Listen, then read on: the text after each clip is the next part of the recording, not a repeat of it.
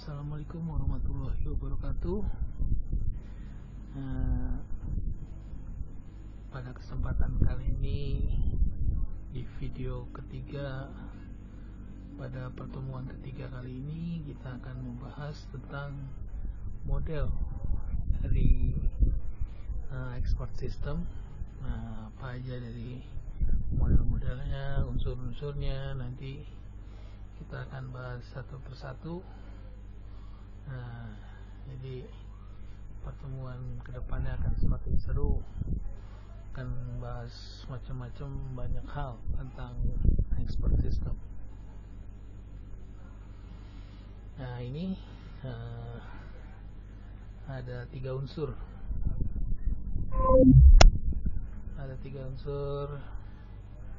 dari sistem pakar. Yang pertama adalah pakar itu tersendiri, yang kedua adalah sistemnya, dan yang ketiga adalah user. Jadi ketiga hal ini adalah hal yang paling penting dalam sebuah export system atau sistem cerdas, sistem pakar. Karena apa? Karena harus ada pakar di sini, orang atau sumber yang bisa dijadikan referensi cerdas, dan dia harus cerdas. Karena apa? Karena dia harus memberikan data yang tepat, yang akurat, karena datanya kalau salah itu bisa berbahaya gitu. Pada pertemuan kedua saya sudah jelaskan bahwa kalau misalkan seorang dokter mengambil kesimpulan atau mendiagnosa suatu penyakit itu salah, wah itu luar biasa serem. Kenapa saya bilang luar biasa serem? Misalkan orang datang rumah sakit Panu tapi didiagnosa kanker, waduh itu kan luar biasa kan, wah itu ngeri itu. Jadi sistem ini harus berdasarkan data yang diambil dari seorang pakar. Data pakar ini memberikan data-datanya atau kemampuannya atau hasil studinya yang bertahun-tahun.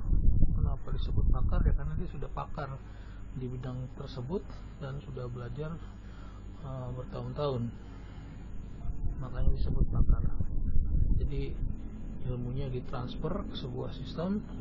Sistem ini adalah pengganti pakar, digunakan oleh user.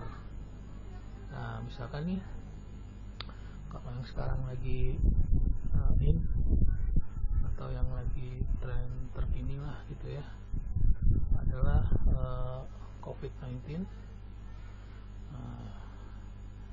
Sistem ini dibuat untuk mendeteksi awal. Misalkan jadi ada seorang user datang ke sebuah rumah sakit, dia nggak ketemu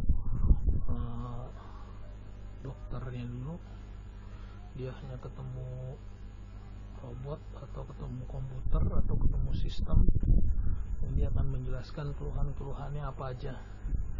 Di situ dia akan mendiagnosa apa nih penyakit dari user yang sudah tadi user berikan. Ternyata gejala flu. Ini juga nggak cuma sembarangan dia mendiagnosa, karena tadi dia berdasarkan data dan fakta seorang pakar. Hasil dari diagnosa ini bisa digunakan lagi untuk diagnosa selanjutnya oleh pakar yang sesungguhnya. Kenapa saya bilang pakar yang sesungguhnya? Komputer bisa salah, tapi manusia juga lebih bisa salah. Kenapa?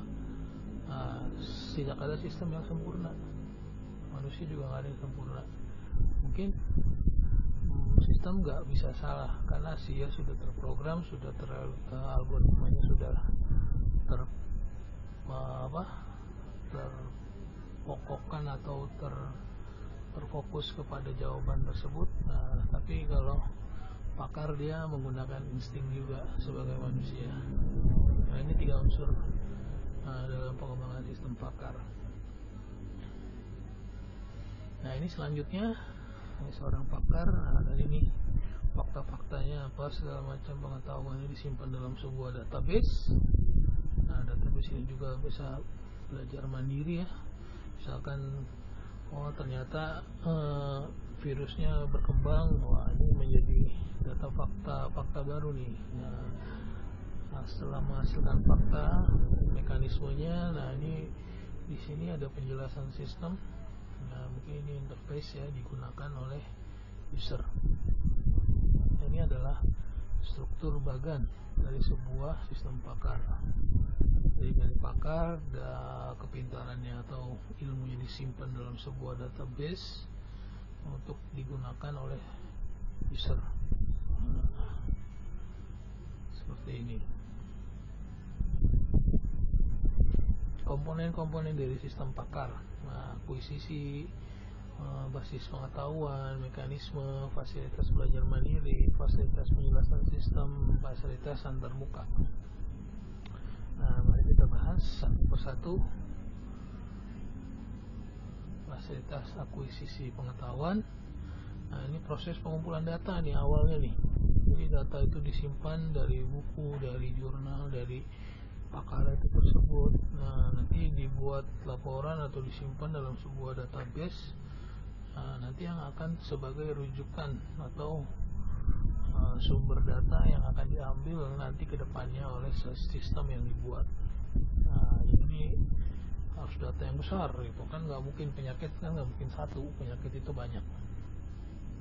Itu contohnya. Yang kedua adalah berbasis pengetahuan dan berbasis aturan. Nah, ini seperti dalam bentuk atribut, aturan, jaringan semantik, frame logika. Nah, ini penggunaan visual untuk mengembangkan tabel-tabel penyimpanan data. Nah, ini nanti ini lebih bersifat ke database-nya, ke logika ya. Misalkan penyakit kanker, misalkan stadium 1, stadium 2, stadium 3, dan stadium 4. Secara logika kan harus 1, kedua, ketiga, dan keempat. Tapi bisa saja 1 ke 4 langsung.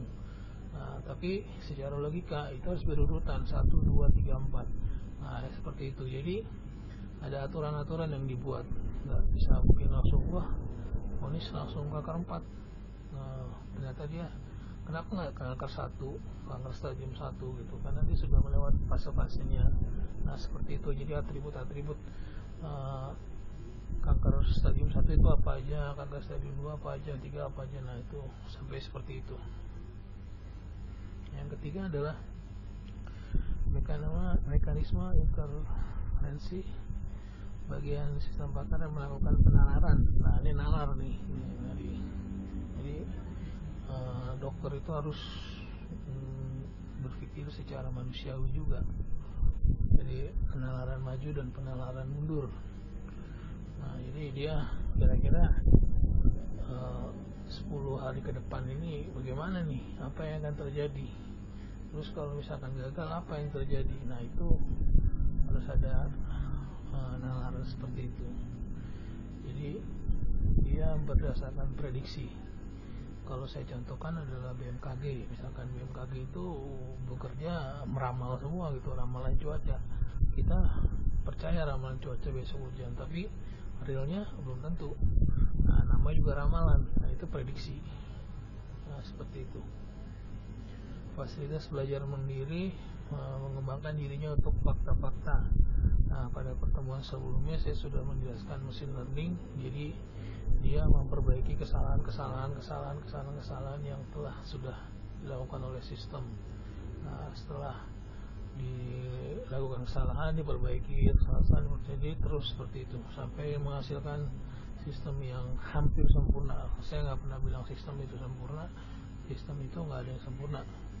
Semua sistem pasti ada kekurangannya. Fasilitas penjelasan sistem merupakan bagian komponen sistem pakar memberikan penjelasan.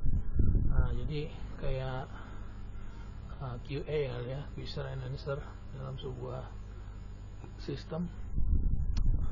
Di sini ada penjelasan dari sistemnya tersebut, ini untuk apa dan seterusnya. Interface memakai. Nah, ini syarat utama dalam menggunakan WS adalah kemudahan dalam membuat sebuah sistem atau interface, harus user friendly atau mudah digunakan. Jangan sampai ketika kalian menggunakan sebuah sistem itu malah memperlambat gitu. Boleh dibikin security-nya bagus, boleh dibikin tampilannya eksentrik, tapi jangan mempersulit, harus mempermudah. Nah, seperti itu. Jadi misalkan pasportnya sampai 3 kali, perlu nggak sampai paspor 3 kali? Sekali aja cukup. Nah, itu harus dipikirkan gitu.